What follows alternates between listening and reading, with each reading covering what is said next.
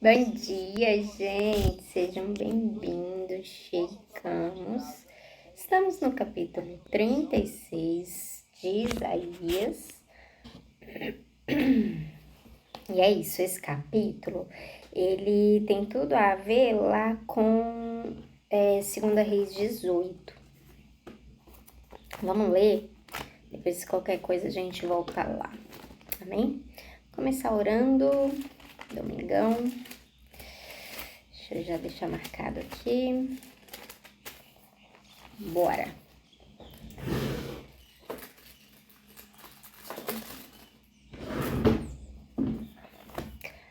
Amém, Jesus, obrigada, Paizinho, obrigada pelo dia de hoje, obrigada por mais uma semana que se inicia em Tua presença. Consagramos a Ti, toda ela, as nossas mentes, os nossos ouvidos, tudo em nós, para Ti, Deus. Que nessa semana possamos Te agradar, confiar em Ti, Deus, Te bendizer em tudo que façamos. Em nome de Jesus é o que oramos, Te pedimos.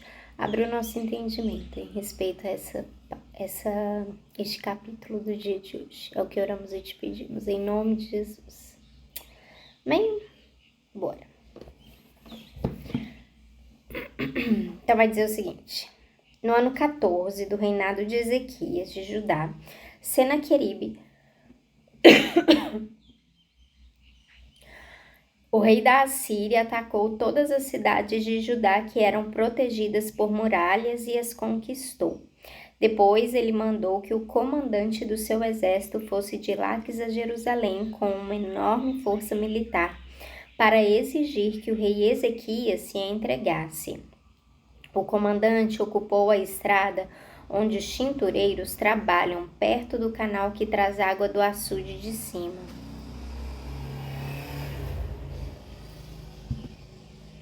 Três autoridades de Judá saíram para se encontrar com ele. O encarregado do palácio, Eliaquim, filho de Ilquias, o escrivão Sebna, e o conselheiro do rei Joá, filho de Asaf. O oficial assírio lhe disse: levem para Ezequias esta mensagem do grande rei, o rei da Assíria. Então aqui nós estamos naquele momento onde o rei Ezequias de Judá, ele é um rei bom, né? É um rei temente ao Senhor, é um rei que está fazendo algumas reformas. Como eu disse, a referência dele está lá no capítulo 18 de 2 Reis. E essa passagem em específico tem do versículo 13 ao 37. Então,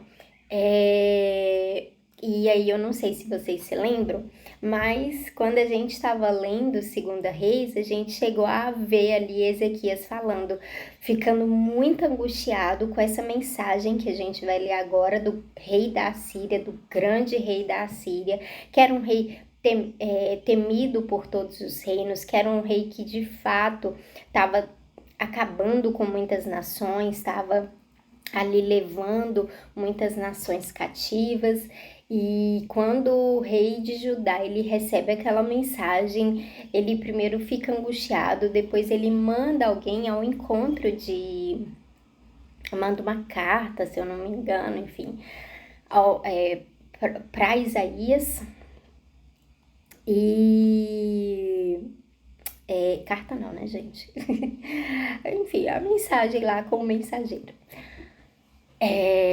Para Isaías falando, sabe? Falando, porque o profeta Isaías, ele já estava naquele tempo ali, e eles sabiam que o profeta Isaías estava, né? Era um profeta que estava falando do que iria acontecer, do que eles estavam fazendo de errado, como eles poderiam se corrigir. Então, Ezequias tem aí esse coração de virar e falar, tá, vamos ver o que o Senhor pode falar disso. É verdade que ele está nos entregando nas mãos dos assírios, porque de fato nós cometemos muitas maldades, muitos pecados, mas Senhor, o Senhor tem visto, sabe?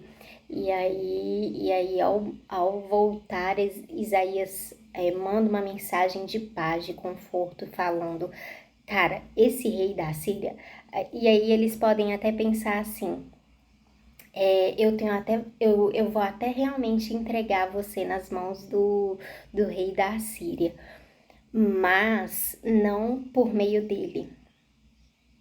Não através desse rei, porque esse rei ele tá se sentindo demais. Ele tá se sentindo um Deus, e só quem é Deus sou eu. Então, a gente está nesse momento.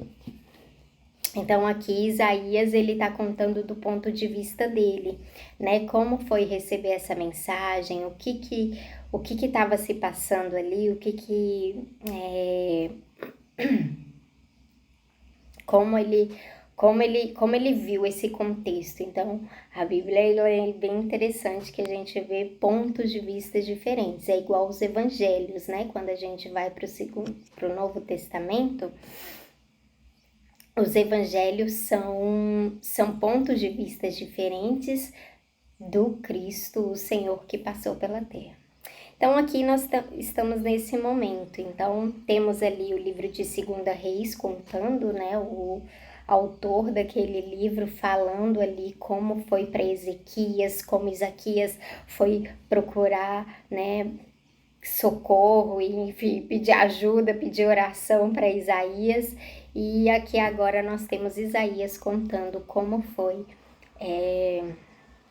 quando estava acontecendo isso. Então, vai dizer assim.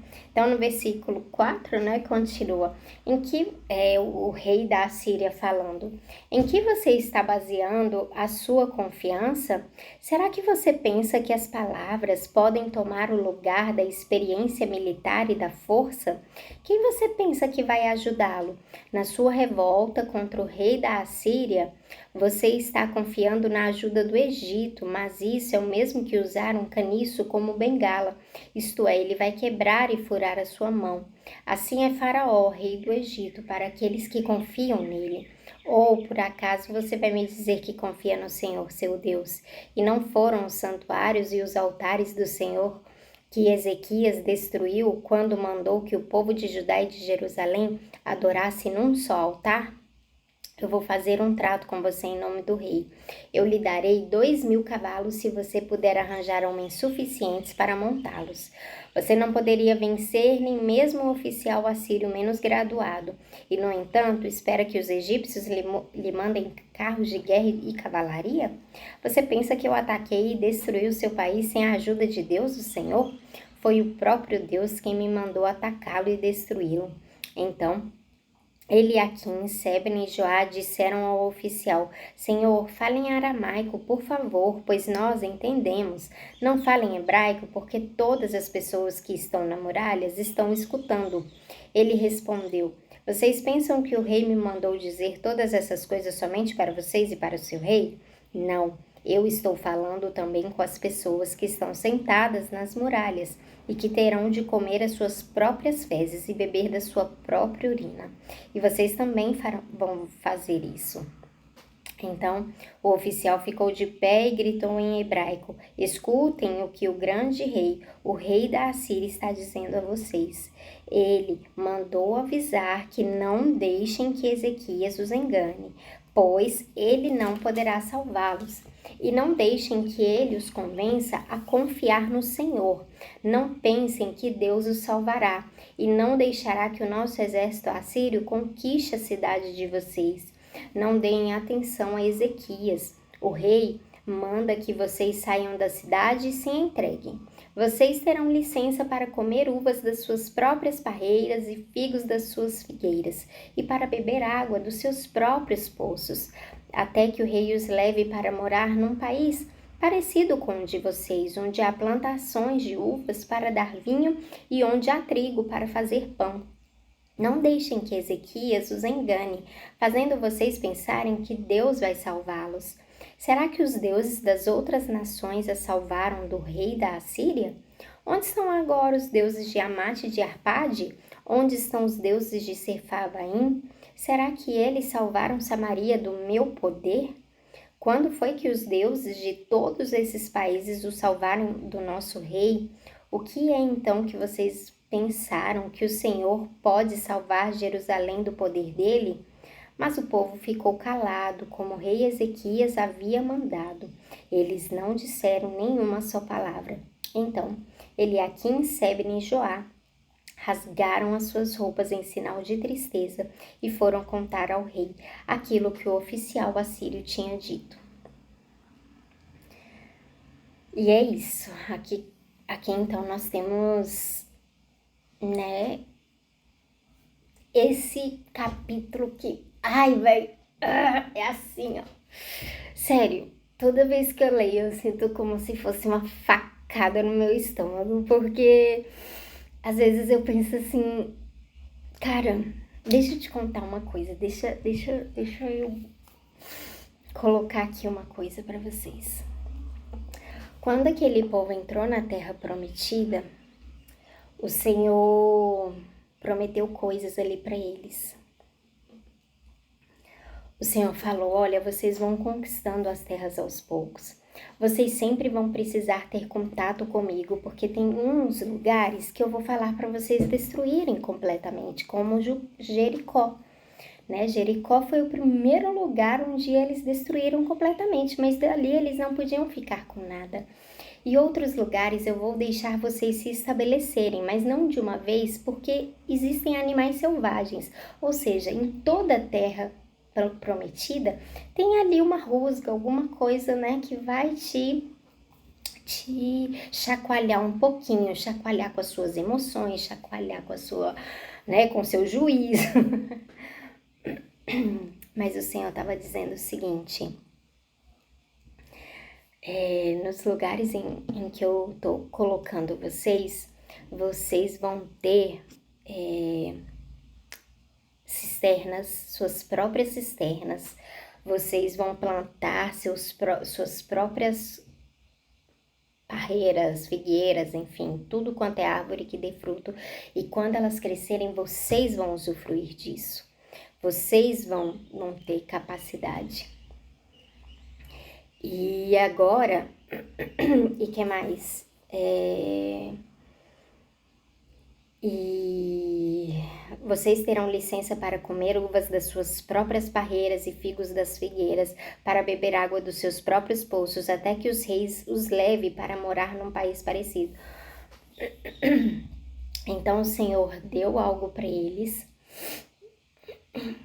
E agora um outro rei virou e falou assim, deixa eu te falar, se entregue é melhor. Vocês já estão perdidos mesmo, já estão na pior. Vocês sabem que o Senhor de vocês tá arrependido de vocês, tá bravo, né? Ele mesmo tem me entregado nas minhas mãos. E eu quero dizer para vocês que eu sou capaz de fazer muito melhor do que ele tá fazendo por vocês. Eu vou levar vocês para um país parecido com esses que vocês estão hoje. Então vocês vão virar, vocês vão ser ali colocados num país onde vocês também poderão plantar, colher, beber de uma água melhor ainda. Essas águas aqui, né, convenhamos, elas estão sujas. E quando eu leio esse capítulo, toda vez que eu leio esse capítulo, eu me lembro da história de Adão e Eva, porque a serpente, ela fez a mesma coisa com Eva. Ela virou e ela falou assim, Eva, toma essa maçã, porque quando você comer dela, você vai ter capacidade de conhecer a mesma coisa que o seu Deus conhece. Sabe, ela é tão bonita, ela é tão saborosa, não tem por que você não queira isso. Todas as vezes que nós fazemos isso, que nós ouvimos algo, flertamos com algo, o Senhor falou algo para nós. E outra pessoa falou, só que essa outra pessoa, ela é concreta, ela tá aqui, ela, sabe, você consegue ver, você consegue tocar, você consegue sentir, você consegue comer. Você tá trocando de Senhor, porque você tá deixando de ter fé, às vezes no que você não está vendo, no que você não pode imaginar, né, não consegue pensar. E pegando aqui essa oferta que parece ser igual à do Senhor, mas você não está agindo por fé. você está decidindo trocar de senhor. Então, o que o rei da Assíria queria fazer aqui era falar, cara, eu vou dar a mesma coisa para vocês. Eu posso, eu sou rei. Muitos já caíram nas minhas mãos e se deram mal. Se fosse vocês, eu não brincava comigo. Larga o Senhor de vocês, larga o Deus de vocês. Vem pro meu lado. Pode ficar tranquilo, eu vou te dar a mesma coisa que ele te der. E aí cabe a nós, sabe? Decidir se a gente vai andar por fé ou por vista.